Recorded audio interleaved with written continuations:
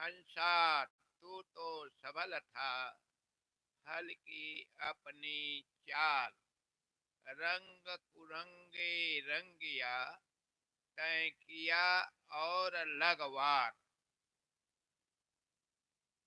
सदगुरु कबीर साहेब इस साखी के माध्यम से मानव की महिमा को उभार रहे हैं, मानव के गौरव को उभार रहे, मनुष्य को आत्मनिर्भर बनाने की दिशा में अपनी बाणी कह रहे हैं। हंसा तू सबल था शब्द आया है यहाँ। था शब्द से यह ध्वनित होता है कि पिछले समय जो बीत चुका है उसके तरफ था शब्द से संबोधन होता है। तो साहेब कहते हैं हंसा तू सबल, मानव को संबोधन करते हैं, हंस पक्षी से तुलना करते हैं। कोई हंस पक्षी को कोई कुछ कहे तो हंस पक्षी क्या समझ बैठे, क्या समझेगा।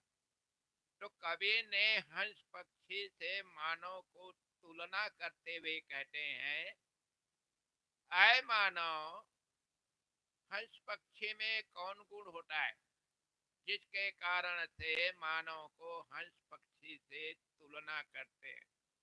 हंस पक्षी में ये गुण होता है, दूध और पानी को कटोरा में मिश्रण करके हंस पक्षी के सामने रख दिया जाए तो हंस पक्षी दूध दूध को ग्रहण कर लेता है, अपने पेट में ले जाता है और पानी को कटोरा में छोड़ देता है। ये विशेषता होती है हंस पक्षी में। इसलिए मानव समाज को यह कहते हैं कि तू हंस जैसे गुण वाले हो, तुम्हारे अंदर में विवेक है और विचार है। इन विवेक और विचार से यदि जीवन जीते हो तो निश्चित ही तुम शांति के सागर बन जाओगे, जन्म मरण के बंधन से छूट जाओगे, आवागमन के बंधन जो अनादि काल से बना हुआ है इससे छुटकारा पा जाओगे। तो हंसा तू सबल, हल्की अपनी चाल। लेकिन आज हम समाज को देख रहे हैं कि जो अगुआ कहने वाले लोग, धर्म के ठेकेदार कहलाने वाले लोग, गुरु कहलाने वाले, महात्मा कहलाने वाले लोग आज मानव समाज को कह कह करके कमजोर बना दिया है। तुम क्या कर सकते हो, ऊपर वाला भगवान की कृपा जब तक नहीं मिलेगी तब तक तुम सुखी हो ही नहीं सकते। इस वाणी को आज समाज सुन सुन कर अपने आप को तुच्छ मान लिया, किसी का अंश मान लिया, किसी का टुकड़ा मान लिया। कहा गया है ना, ईश्वर अंश जीव अविनाशी, चेतन अमल सहज सुखराथ। तो ईश्वर का अंश है, ईश्वर ने तुम्हें भेजा है। ऐसा कह कह करके मानव समाज को कमजोर बना दिए। अब मानव सोचता है हम तो अल्पज्ञ हैं, हम तो तुच्छ हैं, हम क्या कर सकते हैं, जन्म मरण के बंधन से कैसे छूट सकते हैं। सबके अंदर में यही सोच, यही विचार, और ऐसे ही सोच होने के कारण से आदमी ऊपर की आशा में, परमात्मा की आशा, भगवान की आशा, देवी देवता की आशा में पड़े पड़े जिंदगी को ऐसे ही बेकार कर डाल रहे हैं।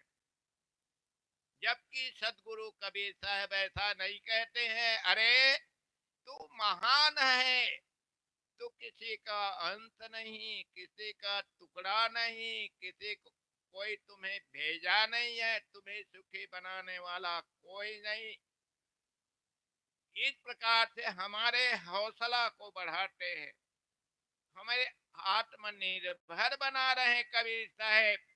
हंसा तू सबल हमें मिला है, प्रथम जीवन नहीं है ठाक कह करके पिछले जीवन के तरफ संकेत किए। ये पहले बार जीवन नहीं है, पहले बार हम मानव जीवन में नहीं है। असंख्य बार गणना नहीं कर सकते कितने बार हम मानव जीवन में जी चुके हैं, लेकिन पिछले जीवन में कल्याण का काम करने में आलस्य अपने अंदर में ले आए, आलसी बने रहे, दूसरे के आशा भरोसा में रहे। और या आज भी यदि हम दूसरे के आशा भरोसा में रहेंगे तो आगे फिर जीवन बनेगा। और आगे जीवन जब बन जाएगा तो जो वर्तमान में हम दुख पा रहे हैं वैसे ही आगे भी दुखी होंगे। इसलिए वर्तमान जीवन को हमें महत्वशील समझना चाहिए। हल्की अपनी चाल, आदमी अपने चाल ढाल खान खान व्यवहार को गलत बना के रखा रहता, गलत बोल रहा होता है, गलत खा रहा होता है, गलत आचरण बना लिया होता है, गलत कर्म कर लिया होता है, बुरी बुरी आदत बना लिया रहता है, बुरे लोगों की संगत में बैठता है। इसी कारण से वह दुखी है। कोई उसे दुखी बनाने वाला कोई दूसरा ऊपर में कोई शैतान नहीं बैठा है, कोई काल निरंजन नहीं बैठा है, कोई यमराज नहीं बैठा है कि हमें दुखी बनाने वाला हो। ऐसा नहीं, हमारे ही गलत कर्म दुख का कारण बना हुआ है। गलत कर्म का त्याग करना सुख का साधन कहा जाता है। हल्की अपनी चाल, रंग कुरंगे रंगिया। जब मनुष्य गलत कर्म कर रहा तो है और गलत कर्म के कारण से दुखी है, परंतु दुख से छुटकारा पाने के लिए क्या कर रहा है? अनेक प्रकार के ऐसे ऐसे कर्म कर रहा है जिसको अध्यात्म क्षेत्र में कहते हैं यज्ञ करना, पूजा करना, व्रत रहना, नाना प्रकार तीर्थाटन करना, देवी देवता के मंदिर में जाना, यही सब कर रहा है। कर्म को सुधार नहीं रहा है, खान पान को सुधार नहीं रहा है, व्यवहार को सुधार नहीं रहा है, और मंदिर में जा करके प्रार्थना कर रहा है। तो मंदिर में कैसा देवता है? अरे मंदिर बना है तो पत्थर का मंदिर बना है और बीच में एक देवता मान लिया, वो क्या चीज है? वो नहीं है पत्थर। तो एक पत्थर को तुम देवता मान लिए और एक पत्थर पर बैठ करके नहा रहे हो, कपड़ा काट रहे हो। तुम्हारे मानने से पत्थर कैसे देवता बन जाएगा?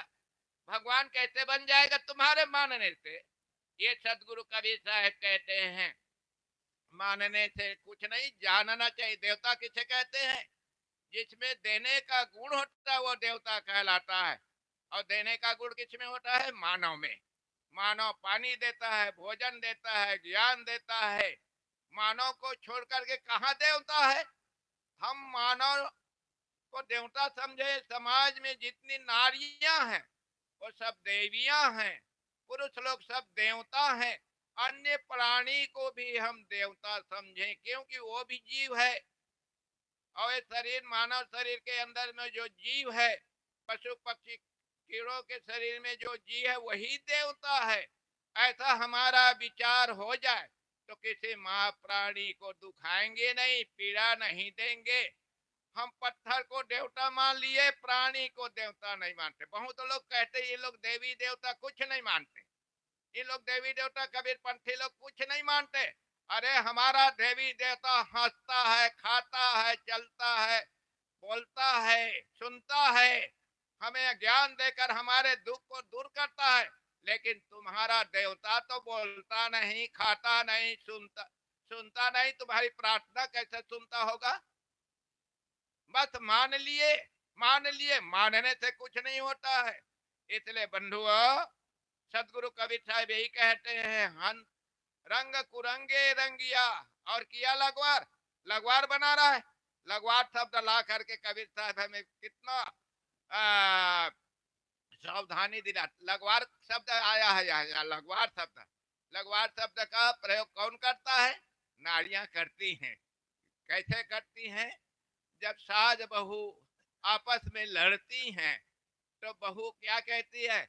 मैं नहीं रहूंगी यहाँ, मैं मैके चले जाऊंगी। मैं नहीं रहूंगी, मैं के चली जाऊंगी। तो सास कहता, हाँ हाँ भाई जाओ, तुम्हारा लगवार है ना वहाँ, अपने लगवार के यहाँ जाओ। ऐसे ही लोग बाग भगवान मान लिए, परमात्मा मान लिए, लगवार बनाए। कहाँ का लगवार है? तुम्हारा लगवार कभी सुन रहा है क्या कि तुम्हारे दुख को दूर कर दे? इसलिए बंधुओं, लगवार न बनाइए। आप महान, आप चेतन हैं, आप जीव हैं। इस अखिल ब्रह्मांड में दो ही चीज है, तीसरा कुछ नहीं। जड़ और चेतन। जड़ में हवा, पानी, आगी, मिट्टी, ये जड़ है। इनमें ज्ञान गुण नहीं है कि वो हमारी प्रार्थना सुनता हो, हमारे दुख को दूर करता हो। जड़ में गुण नहीं है, और जड़ को ही देवी देवता मान लिए, जिसमें कोई गुण नहीं, बोलने का, खाने का, देने का, लेने का, सुनने का कोई गुण नहीं। उसी को देवी देवता मान करके उसके सामने हाथ जोड़ते हैं। सदगुरु कबीर साहब हमें यही कहते हैं, है हंसा तो सबल हल्की अपनी चाल, रंग कुरंगे रंगिया तय किया और लगवा। गलत कर्म करके दुखी हो, गलत खा करके दुखी हो, गलत सोच करके दुखी हो, गलत आचरण बना करके दुखी हो, और सुखी होने के लिए किसी को लगवार बना रहा है, किसी को पुकार रहा है, किसी की पूजा पाठ कर रहा है। ये बड़ी भूल है। इस भूल को सुधारो बंधुओं। आप महान हैं। आपसे महान इस दुनिया में, ब्रह्मांड में कोई नहीं है। आपसे ब्रह्मांड में कोई महान नहीं है। आप ही ब्रह्म हो, आप ही ईश्वर हो, आप ही राम हो, आप ही परमात्मा हो।